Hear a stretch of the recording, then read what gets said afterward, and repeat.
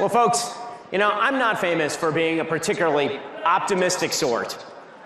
If you've ever listened to my show, I'd say morosity, depression, that might be a feeling that's come over you once in a while listening to my show where I describe what's going on in the country. But I can safely say I've never felt more optimistic about the United States than I do right now. And that is thanks to President Donald J. Trump. Now, one of the things that's sort of mysterious about President Trump is the fact that he isn't really an ideological conservative. People like me, I grew up in the movement. I grew up reading Thomas Sowell and Friedrich Hayek and reading Russell Kirk. I don't think President Trump has ever sat around reading those people. I don't think he sits around at night and browses Edmund Burke or anything. And so the question is, why is it that this man, who's not truly an ideological conservative, is the most successful conservative president of my lifetime, bar none? It's a real question. And I think to understand that, the thing that we need to understand about President Trump is that more than anything else, and in this era, needed more than anything else, President Trump lives in the world of reality. President Trump has been slandered by the media as somebody who creates fictions of his own and sort of lives within those fictions and says a lot of words that don't always match up with the truth and all that kind of stuff. The reality is that President Trump, in his gut, lives in the real world. Which is why President Trump wins so often, because if you are going to win, you have to acknowledge reality, because reality always wins. And this is what makes President Trump conservative. Conservatism lines up really, really well with reality. The reason that President Trump won the last election cycle is because the Democratic Party, the left, completely disconnected themselves from reality in every possible way. They ran screaming with their hair on fire, their blue hair on fire, away from reality. President Trump embraces reality with both arms. When it comes to the world of economics, for example, President Trump only cares about success. He cares about economic dynamism. He cares about American businesses being able to build and succeed. And he understands that in order for all those things to happen, you have to free American business from the shackle of regulation and government. You have to allow businesses to innovate. That you have to allow people to rise and fall on their own merit. Meritocracy has to be valued more than, say, identity politics and DEI. President Trump knows that in his guts because he's a business person. President Trump has had to make payroll. Unlike literally every leader of the Democratic Party over the course of my lifetime, he is not a career politician, which means he's always been answerable to reality. And that means that when he unleashes another businessman, Elon Musk, inside the government and says, go in there with a meat axe and start taking out programs, that is what a businessman would do. If you came into a business as a business person and it was rife with waste, fraud, and abuse, you wouldn't sit around and run a commission on it. You would start firing people. You would go in and you start making changes. You'd start breaking things and moving quickly. And President Trump is doing precisely that. You can see business optimism in the country is skyrocketing specifically because of that. Meanwhile, the Democrats don't know what to do because their cherished blue pipeline, which is what the federal government is. It is a permanent payment program for the left, the federal government. They have permanent institutions that exist outside the government. They take literally trillions of your taxpayer dollars, and then they funnel all that money out to their political allies inside and outside the government. And Donald Trump came in and he broke the pipeline. Why? Because he lives in the world of reality. When we're talking about foreign policy, President Trump lives in the world of reality. When President Trump looks at the situation in Ukraine, he doesn't say, well, you know what, we're not going to set an endpoint. We're not really going to set a goal. We're just going to wing it. We're just going to go along with this for years. He says, listen, here's the reality. The reality is that there is a grinding trench warfare situation in Ukraine.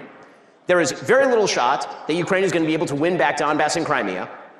And we don't want Ukraine to actually fall to the Russians. And so we know what an off-ramp looks like. Now it's just a question of how do we get to that off-ramp. That is what a practical person does. That is a person who lives in reality. That's not a person who wants to speak airy-fairy nonsense and nostrums about democracy and tyranny. All that stuff sounds nice, but does it get the job done is the question that President Trump is always asking. Does it get the job done? When it comes to the Middle East, President Trump has completely broken the mold.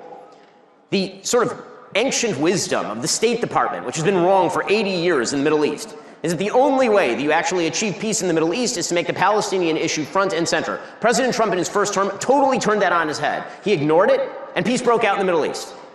President Trump has now thrown onto the table a solution with regard to the Gaza Strip that is breaking people's brains and also happens to be the only plausible solution anyone has proposed in about a century in this particular area. Because it turns out that when you have a population group that literally held today a celebration of dead babies in the Gaza Strip, babies they had murdered in the Gaza Strip, it turns out that a two-state solution in which one of those states is actually run by those people is a really bad idea. And President Trump knows that, and he says it, because he lives in the world of reality. And this is how you chalk up victories. When it comes to China, President Trump is a realist. He understands that China is globally an opponent of the United States, and that we need to stand up to Chinese predations, stealing our IP, buying American land, funneling fentanyl precursors through Mexico. He understands on immigration that a realistic nation cannot have an open border. You cannot have a welfare state and an open border and pretend that that's workable. President Trump understands that. Well, now, all of this sounds commonsensical to all of us, right? Because it is commonsensical. But in Washington, D.C., commonsensical is not the way things have been run. Instead, people have been so wedded not to victory, not to winning, not to achieving things, but to saying things properly in just the right way to get the right coverage in the New York Times or in the Wall Street Journal or in whatever media outlet they're pandering to, that they never actually think about what wins and what loses. And then there's the matter of the reality of our daily lives. President Trump understands that what most Americans want is not identity politics. What most Americans want is not some bizarre notion about androgyny where men can be women and women can be men, and that we are sort of free-floating sets of feelings existing within the meat suits that we wear around. President Trump understands basic things that the left has completely abandoned and that he was willing to say. Stuff that was uncontroversial, 5 minutes ago, like boys are not girls. Right? Like these are controversial statements to make, but President Trump understands boys are not girls, such as perhaps men have a role to play that is different from women's role. That does not mean that women shouldn't be in the workplace, obviously, and it doesn't mean that men shouldn't help take care of the kids, but it does mean that men being masculine is a good thing, and it means that women being wives and mothers is a good thing too. And that no country that ignores these basic truths can survive and grow and thrive. President Trump acknowledges and knows that the things that most Americans want, whether they are Hispanics living down on the border of Texas or whether they're white Americans living up on the border of Canada, those things are basically the same. They want to be able to live in safety, free of crime, with prosperity, being able to hold down a job in a growing, innovative, dynamic economy. They want to be able to go to their church and worship God and share that with their community without the government getting in their way. These are all things that, again, sound so easy. They sound so easy. But the way that President Trump measures whether a thing is true or not is whether it works. And that is why he has been so unbelievably successful. Now, when it comes to us, what can we do? This does say something to the rest of us. I think that I talk for a living, right, which is a really fun way to make a living.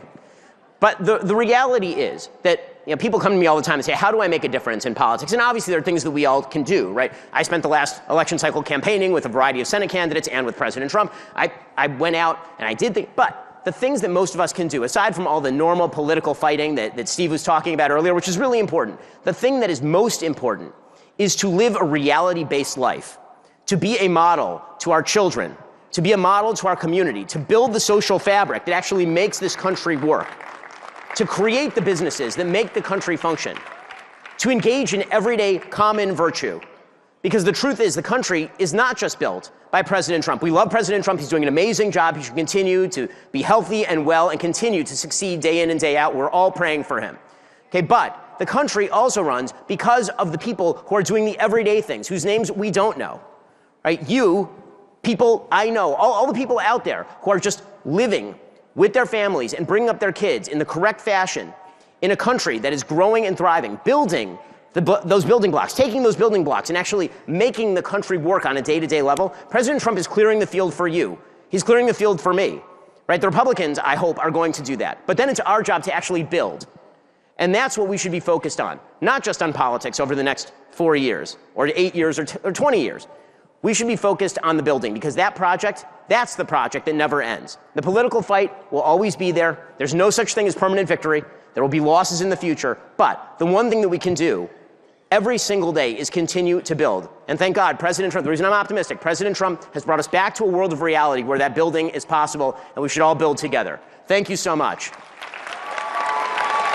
And now, Thank you. I appreciate it.